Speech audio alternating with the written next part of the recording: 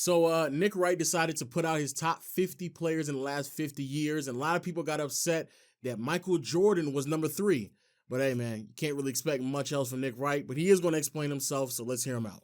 You can make a legitimate argument for 3 guys as the GOAT: LeBron, MJ, and Kareem. So a guy who could be the best ever is going to be, on some people's list, the 3rd best ever. Why do I have Kareem ahead of Michael Jordan? He did so much more in the league. I've heard Kevin Wildes and others say, well, yeah, LeBron's 10 trips to the finals. If he had 6 rings with those 10 trips, then that would be more impressive than Jordan's 6 rings and 6 trips. Well, that's Kareem.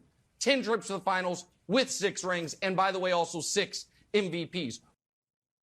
Okay, I was about to say something, but I'm gonna let him keep going because, boy, this is already off to a very shaky start. Jeez. What about scoring, which is what Jordan did best? Well, Kareem had the most unstoppable shot in NBA history. He also set the record for most points in a career before I was born and holds it to this day. Kareem Abdul-Jabbar was first or second team All-NBA, 15 seasons. Michael Jordan did not play 15 complete seasons. What about as an old guy? Michael Jordan at 40 years old averaged 20 points per game for another 37-win Wizards. Kareem at 40 years old averaged 22 points per game in the finals. And at 41, in a game 6, had the final play of the game drawn for him, hit 2 free throws, forced the game 7, won another championship. I'm gonna stop right there because there's a lot of things that is definitely not proper context into this. He is purposefully omitting it just to try to make the case. Yes, is it true that Kareem has 6 championships and 10 trips? Absolutely. However, was he the best player in those 6 championships? Well, no. He only has 2 finals MVPs. And Nick Wright knows this. The difference between Michael and LeBron and everyone else is that they were able to stay the best player on their team and still compete at a high level. So when you sit here and hear Nick Wright try to tell people about, oh, well, Kareem, he did this thing when he was 40 years old. Yeah, what was he doing? What was he doing in those 6 championships? And that 6th ring, actually, let's go check it out. Kareem Abdul-Jabbar averaged a whopping 13 points, 4 rebounds, an assist, and a block, and shot 41% from the field. You have the ability to bring up all of these numbers when it comes to LeBron when he loses. You are the numbers guy. You're the guy who introduced context, right? You're that guy. But then when it comes to Kareem, you're just blatantly going over rings, which is a ring culture that you have constantly been fighting against for basically your existence within a major media market. Oh, well, no, he won 6 rings just like Michael. Who cares about the context? He got 6 rings. No, bro, this 6th ring was mid. It was garbage. Bro, look at the last 3 years in the playoffs when Kareem was averaging 15 points, 5.5 rebounds, 2 steals, shooting below 50% from the field as a big. I get it. He's 39, 40, 41. But if he needed to play that long just to get the same amount of rings as Michael Jordan, and when he did so, these are the numbers he was posting up, you tell me what's more impressive. Yeah, for a 40-year-old, some of these numbers look solid. But the argument isn't for a 40-year-old who's the best, who's the greatest player of all time. It's just period. Who was the greatest player? And Kareem, at the tail end of his career, when he was still racking up these accomplishments that you believe make this a close conversation, bro, he wasn't putting up no numbers. He wasn't having that same type of impact. Stop it. Year 2, by the way, Kareem won Finals MVP, League MVP, greatest season arguably ever, 66 wins. Michael was swept in round 1 and his team won 30 games. What about... Once more, no context. To completely remove the fact that Michael Jordan was injured in his 2nd year and to sit there and say, oh, he got swept. Why are you purposely removing that context? That's very key information. And I'm pretty sure if we continue to watch this video and that year where Kareem was hurt and they missed the playoffs, I'm pretty sure you're going to slide that in there as well. When LeBron gets swept, you know the points, rebounds, the assists, you know how he scored, you know who was guarding him when he was scoring, you know all these numbers and facts. Michael, he got swept. He got swept. Who cares? He got swept. What about pre-youth? And again, it's college and high school doesn't count here, but when it's this close, we're going to throw it in. What are we doing right now? What are we doing? You are talking about we're about to gauge these players based off before they were even in the NBA? Bro, that's how you know you're reaching. Kareem Abdul-Jabbar in high school was 79-2. Michael Jordan in high school was cut from his team. So yeah, I'm going to go ahead and say Kareem maybe what did he do when he was 10? Player. No, that's it. Just keep going. Yes. No, that's it. Yeah, just keep going, nigga. What did he do when he was 10? What did he do when he was 12? What did he do when he was 8? Just keep going. Why stop there? Keep going. Fuck it, right? Just keep going. What was he doing when he was 3 years old? Why stop? Nigga, this is the craziest reach I have ever seen in my life. Let me be clear. I don't think that it's absurd to say that Kareem is like the #1 greatest player of all time, right? If that is your GOAT, that's fine. It's just the inconsistencies that I see in a lot of people's arguments. So far, Nick Wright has been inconsistent because the way that I know and I've heard, and we've all heard him argue, the difference between LeBron and MJ, a lot of those things are applicable to in favor of Michael Jordan over Kareem. But for whatever reason, it's conveniently not being brought up right now. But we'll see if it does. We'll see if it does.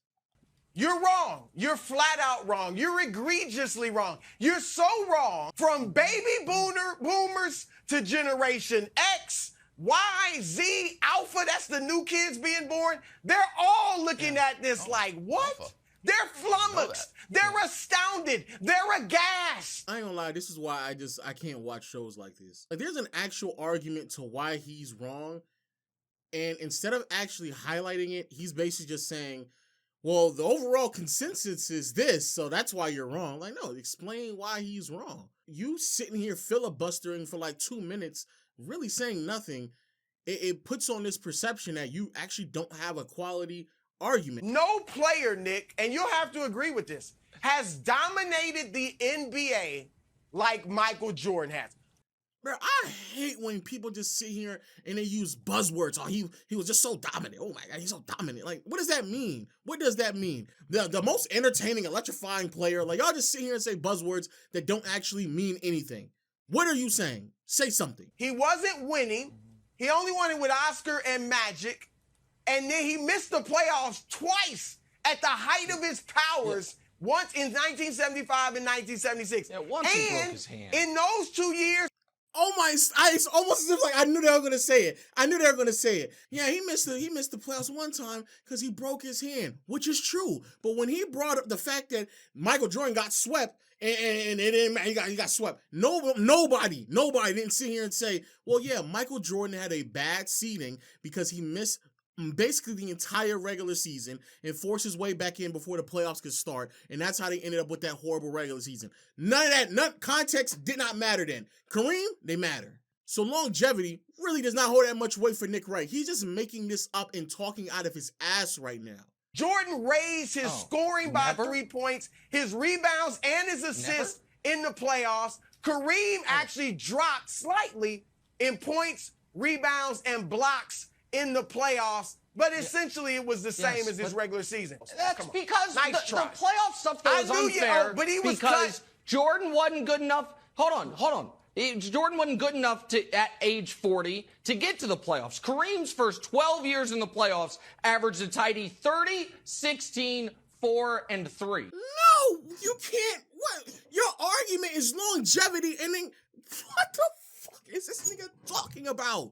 Bro, your argument is longevity. You're going to just conveniently cut out 8 years of Kareem's career to all of a sudden now adjust the argument. No, you would have to use those years. You would have to use them. FYI, even if Michael had made the playoffs in his Washington years and he was only averaging like 20 points in the postseason, bro, that would not have been enough for there to be as much as a drop as we've seen in Kareem's postseason career. So no, but you conveniently saying, oh no, let's stop. That's because he played so long. Your whole argument is that he's been playing so long. That's been your whole argument this entire time. So you have to take the good with the bad. So don't sit here and say he played so long. He got 15 All-NBAs, 6 championships. You raise that up, but then you want to cut out, no. If we look at the first 12 years, if that's the case, then cut the last 2 or 3 championships off of his resume as well. And you still don't have an argument. And when Kareem was most dominant individually, Nick, guess what? I'm surprised you didn't know this as a historian.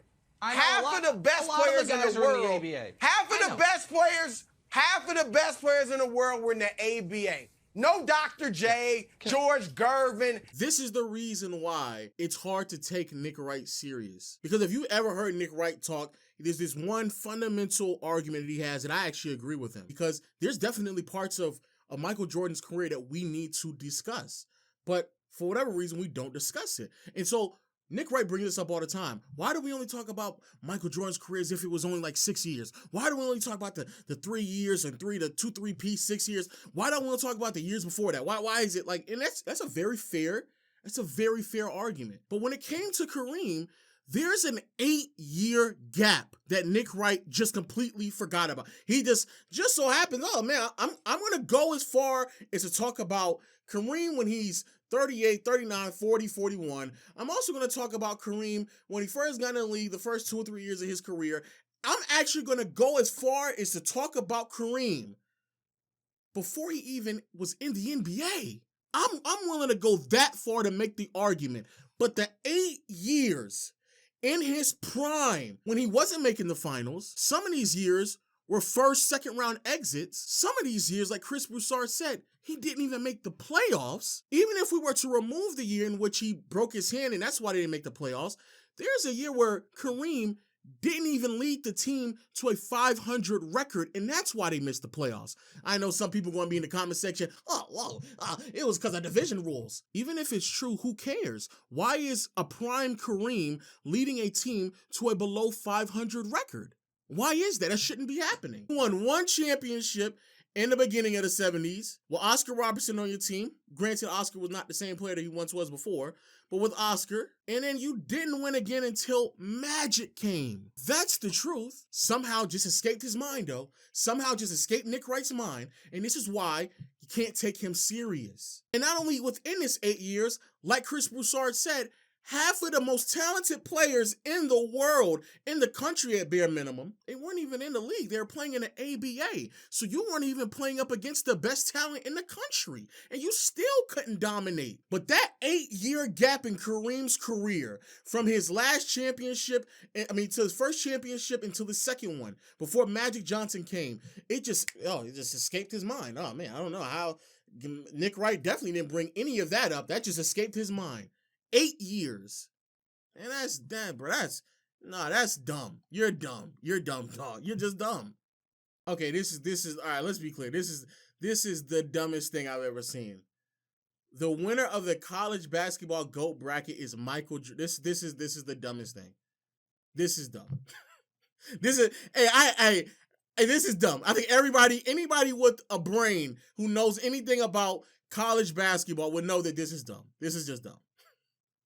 Jordan was voted a better college player than Kareem when Kareem was by 88-2 and was player of the year all 3 years, won national titles all 3 years. That may be wild. People are underrating Kareem. Is it possible, Wright? Yes, it is true, but that doesn't mean that your arguments now become valid because of this idiotic rhetoric.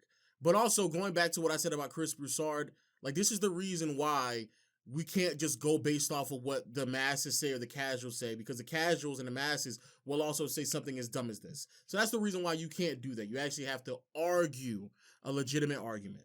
But hey, y'all let me know what y'all thoughts are in the comment section below. I love Kareem Abdul-Jabbar. I think he's a great player. Do I believe he has a GOAT case? Of course, but that's only if you heavily favor longevity. Outside of that, there's no real argument for Kareem being the GOAT, especially with LeBron rolling up on year 20 as well. Like, at that point, LeBron would just also have 20 years. So actually, I don't think there is actually an argument for Kareem being the GOAT. But y'all let me know in the comment section below. Also, make sure you hit the subscribe button and click on the video on the screen, dog. I bet you'll love it. And until next time, I'll see you all later. Peace.